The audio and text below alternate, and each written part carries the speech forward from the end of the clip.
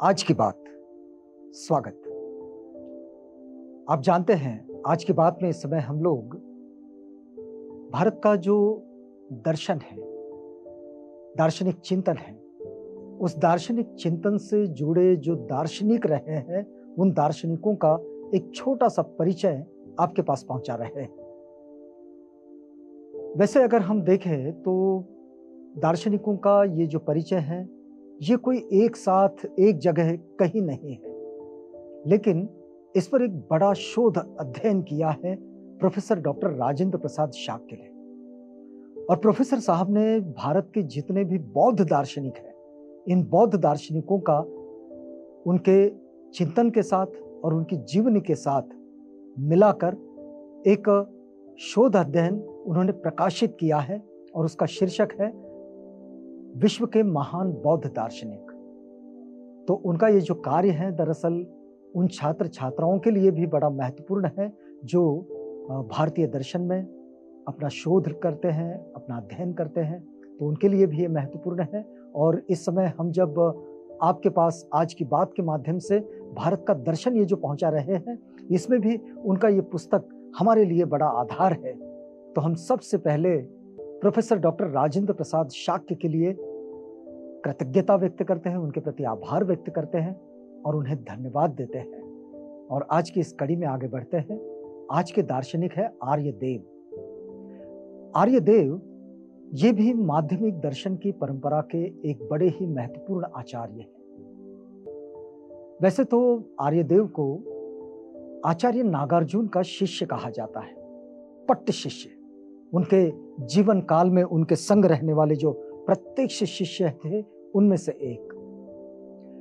लेकिन आर्यदेव की जो विशेषता है वो ये है कि उन्होंने आचार्य नागार्जुन ने जो कुछ लिखे माध्यमिक दर्शन में, माध्यमिक कारिका में, तो उसे बड़े ही सरल भाषा में, बड़े ही सामान्य रूप में और बड़े ही सहज रूप में उसे लोगों तक पहुंचाने का काम ये आचार्य आर्यदेव ने किया है। तो आइए आचार्य आर्यदेव की इस जीवनी से जुड़ते हैं। आचार्य आर्यदेव के जन्म के विषय में भी दो बातें कही जाती हैं। एक तो वो ये कहा जाता है कि वे दक्षिण भारत के एक ब्राह्मण परिवार से थे। दूसरी बात ये कही जाती है कि वे सिंहल के राजकुमार थे। अब दोनों बातें आपको बताते हैं कि उनके सिंहल के राजकुमार होने की जो बात है, वो बात कही है प्रसिद्ध चीनी यात्री ह्यूएन त्संग ने। ये उनके यात्रा वर्णन में उन्होंने इसका उल्लेख किया है। और कुमारजीव जो है, कुमारजीव लिखते हैं कि आर्यदेव दक्षिण भारत के एक ब्राह्मण परिवार से थे। अब ये दोनों बातें एक दूसरे से मेल तो नहीं खाती, लेकिन आचार्य आर्यदेव का प्रादुर्भाव भारतीय दर्शन में, इस पर किसी का कोई दो मत नहीं है, सब इस पर एक मत है। यदि हम इतिहासकार और बौद्ध विद्वानों की दृष्टि से इनके जीवन काल के विषय में देखें तो ये भले ही एक मत नहीं मिलता, लेकिन यह बात निश्चित है कि आचार्य आर्यदेव ने जो कुछ अध्ययन किया है वो सब आंध्र में किया है। और उन्होंने ये कार्य अध्ययन का भी और अध्यापन का भी, यानी कि धर्मोपदेश देने का भी काम, शास्त्रार्थ का भी काम, ये उन्होंने आंध्र में ही किया। और उनकी मृत्यु है, यानी उनका जो प्रयाण है, वो प्रयाण भी आंध्र में ही हुआ, क्योंकि उसके जो अवशेष मिलते हैं वो सब गुंटूर और उसके आसपास मिलते हैं, जहां आचार्य नागार्जुन बड़े लंबे समय तक रहे, नागार्जुन कोंडा। तो लगभग समुची बौद्ध परंपरा ने उन्हें नागार्जुन का पट्ट शिष्य माना है। कोई ज्ञात तथ्य इसका खंडन नहीं करता है। आर्यदेव एक आंख देव, कान देव, इस नाम से भी वे प्रसिद्ध है और इसलिए उनको इस नाम से भी लोग पहचानते हैं। लेकिन 300 ईस्वी में आचार्य आर्यदेव का कार्यकाल रहा है और वो नागार्जुन की ख्याति जिस तरह बौद्ध विद्वानों में सर्वोपरि थी, बिल्कुल वैसे ही श्रीलंका में भी नागार्जुन का जो परिचय रहा, उसी से आचार्य आर्यदेव ये बड़े प्रभावित रहे, ये जरूर कहा जाता है। यदि हम ह्यूएन की बात को माने तो आर्यदेव नागार्जुन से शास्त्रार्थ करने आए थे, क्योंकि ह्यूएन ने यह कहा कि वे श्रीलंका से आए थे और श्रीलंका के वे राजकुमार थे सिंहल के। वे आचार्य नागार्जुन से शास्त्रार्थ करने आए थे और उस समय नागार्जुन अशोक स्तूप वाले मठ में रहते थे। जब द्वार पर खड़े नागार्जुन के शिष्य ने उन्हें सूचना दी कि आर्यदेव उनसे मिलना चाहते हैं, तो नागार्जुन आर्यदेव की ख्याति से परिचित थे। इसका मतलब आर्यदेव पहले से ही इस बात के लिए जाने पहचाने जाते थे कि वे शास्त्रार्थ करने में एक महारत हासिल है उनको, और इसलिए उनकी ख्याति भी थी, लोग उनसे परिचित थे। तो आचार्य नागार्जुन भी उनकी इस बात से परिचित रहे। अब देखिएगा कि जब ये मिलने आए तो एक बड़ी महत्वपूर्ण घटना है इसमें जो लिखी गई है। लिखा यह है कि आचार्य नागार्जुन ने अपने शिष्य से कहा, ये पानी भरा पात्र लो और आर्यदेव को दिखा दो। अब आर्यदेव को पानी से भरा पात्र दिखाया गया तो आर्यदेव ने उसमें चुपचाप एक सुई डाल दी और शिष्य को पात्र देकर वापस भेज दिया। जैसे ही नागार्जुन को इसकी सूचना दी गई तब उन्होंने कहा कि आर्यदेव एक गुणी और विद्वान व्यक्ति है। उन्होंने अपने शिष्य को निर्देश दिया कि आर्यदेव को ससम्मान बुलाया जाए और नागार्जुन ने अपने शिष्यों को बताया कि पानी से भरा पात्र उनके सार्वभौम ज्ञान का प्रतीक है और आर्यदेव ने उसमें एक सुई छोड़ दी। इसका अर्थ उनको इस ज्ञान का बोध है, मतलब जो चीज नागार्जुन जानते हैं उसका बोध आर्यदेव को है। ये बात नागार्जुन इस बात से समझे, ये उनका कहना है।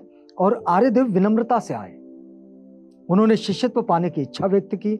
नागार्जुन ने उनका स्वागत किया एक महान विद्वान के रूप में और कहा कि धर्म का शाश्वत द्वीप अर्थात धर्माध्यक्ष पद, महायान संप्रदाय का नेतृत्व आर्यदेव को वे सौंपना चाहते हैं, क्योंकि वह स्वयं अब दुर्बल एवं वृद्ध अवस्था को प्राप्त हो गए हैं। नागार्जुन की उम्र उस समय बहुत ज्यादा हो गई थी, वे वृद्ध हो गए थे। तो उन्होंने अपनी जो सीट है धर्माध्यक्ष वाली, वो सीट उन्होंने आर्यदेव को दे दी। अब नागार्जुन की आज्ञा पाकर जैसे ही आर्यदेव ने सद्धर्म का प्रवचन शुरू किया तो नागार्जुन के तेजस्वी मुखमंडल की ओर निहारा और उनके मुख से शब्द ही नहीं निकल पाए और वे मौन हो गए।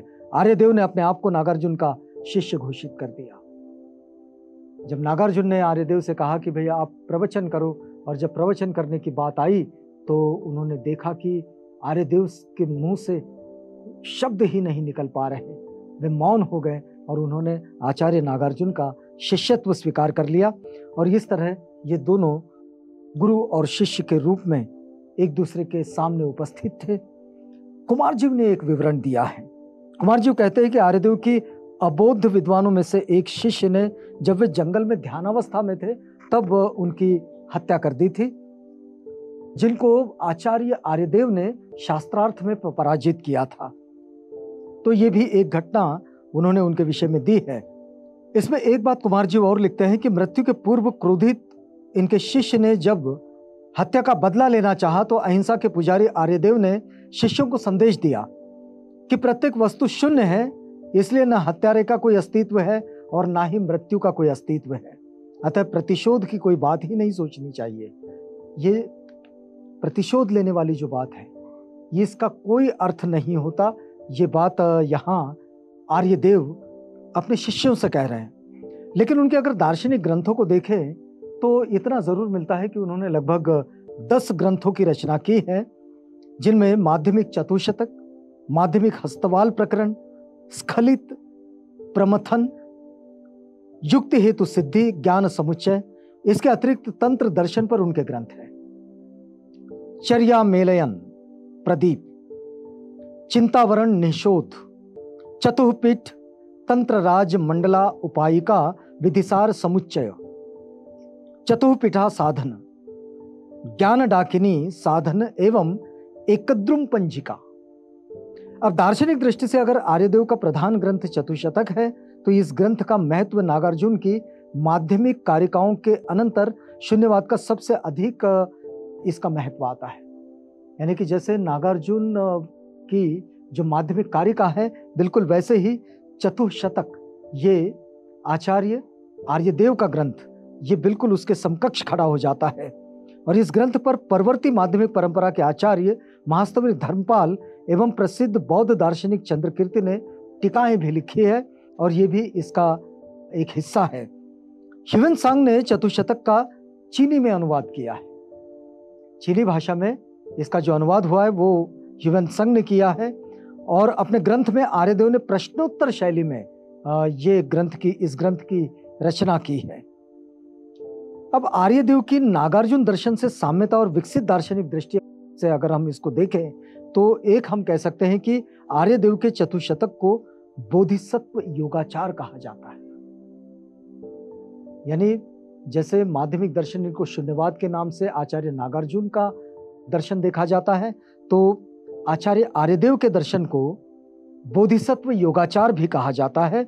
और इस नाम से नागार्जुन एवं आर्यदेव के ग्रंथों का एक थोड़ा सा भेद, एक थोड़ा सा अंतर निश्चित होता है। जैसे माध्यमिक कारिका में शून्यता का तार्किक प्रतिपादन किया गया है, जबकि आर्यदेव के ग्रंथ चतुःशतक में शून्यता के प्रतिपादन के साथ बोधिसत्व चर्या का भी समुचित निरूपण किया गया है। और इस दृष्टि से ये दोनों ग्रंथ अपने आप में तथागत बुद्ध के वचनों को बहुत बेहतर तरीके से विश्लेषित होने में और करने में एक अपनी बड़ी भूमिका निभाते हैं। नागार्जुन ने शून्यता के स्वरूप को परमार्थ सत्य के साथ साथ व्यावहारिक सत्य या समृद्धि सत्य के रूप में माना है। अब बोधिसत्व चर्या का एक निश्चित क्रम इसमें स्पष्ट किया गया है। नागार्जुन के चिंतन में साधना का व्यावहारिक पक्ष की जहां कमी है, वहीं आर्यदेव ने साधन और दर्शन, योग एवं शून्यता का सुंदर समन्वय रूप अपने ग्रंथ में प्रस्तुत किया है। तो आचार्य नागार्जुन और उनके शिष्य आचार्य आर्यदेव, इन दोनों के दर्शन में या फिर उनके दार्शनिक रचना में इतना एक हम लोग तुलनात्मक अध्ययन तो कर ही सकते हैं, लेकिन इसमें अंतर भी पा सकते हैं। तो आर्यदेव ने शून्यता को ही निब्बाण माना है, किंतु शून्यता का उपदेश सबके लिए नहीं है। आर्यदेव जो कहते हैं वो बड़ा महत्वपूर्ण है कि शून्यता का उपदेश सबके लिए नहीं है। हीनयान के अनुयायियों के लिए दान का उपदेश है, मध्यम श्रेणी के लिए शील का उपदेश है। मतलब उन्होंने एक कैटेगरी बना दी है कि भाई कौन किन किन चीजों को समझेंगे, तो इन्हें ये चीज समझाई जाए कि दान का उपदेश ये इतने वर्ग को समझाया जाए कि जिनकी समझ है दान को समझने की। जो शील जिनको समझाया जाए उनकी एक श्रेणी बना दी। उत्तम श्रेणी के लोगों के लिए शांति का उपदेश है, और शांति स्वभाव शून्यता के ज्ञान से ही संभव है। यह सूक्ष्मतम होते हुए भी सरलतम है, और इसके लिए किसी प्रकार के कर्म की आवश्यकता नहीं है। शून्यता का ज्ञान नित्य सिद्धि, निर्गुण एवं परमार्थ का ज्ञान है, और ज्ञान से अज्ञान की निवृत्ति होती है। इसमें कोई दो मत नहीं कि ज्ञान से अज्ञान की निवृत्ति होती है। प्रपंचात्मक जगत की वास्तविकता की प्रतीति ही अज्ञान है, और शून्यता इस अज्ञान का निवारण बोध ज्ञान से कराती है। तो शून्यता का जो महत्व है, और जो महत्व आचार्य आर्यदेव समझाते हैं, अपने गुरु आचार्य नागार्जुन से सीखकर उनकी शून्यता को वे इस तरह से यहाँ प्रतिपादित करते हैं। शून्यता की सिद्धि तथा स्थापना के लिए आर्यदेव ने रूप, स्कंद, काल, नित्य, परमाणु एवं आत्मा के सिद्धांतों का खंडन प्रश्नोत्तर शैली में किया है, और इनकी तर्क प्रणाली प्रसंगानुमान पर आश्रित है। तो शून्यता स्वयं कोई पदार्थ अथवा वाद नहीं है, यह तत्वबोध का ज्ञान है जो परमार्थ का सूचक होने से निरपेक्ष है। यह परमार्थ का सूचक है और इसलिए ये निरपेक्ष है। तो इस तरह से आचार्य आर्यदेव अपनी दार्शनिक चिंतन को प्रतिपादित करते हैं, उसको व्यक्त करते हैं, और ये भी भारतीय दर्शन में एक बड़ा विशेष महत्व आता है आचार्य आर्यदेव का। यहाँ रुकते हैं, अगली कड़ी में आपसे फिर मिलेंगे, तो किसी और दार्शनिक की जीवनी से और उनके दार्शनिक चिंतन से जुड़ेंगे। तब तक के लिए हमें इजाजत दीजिएगा।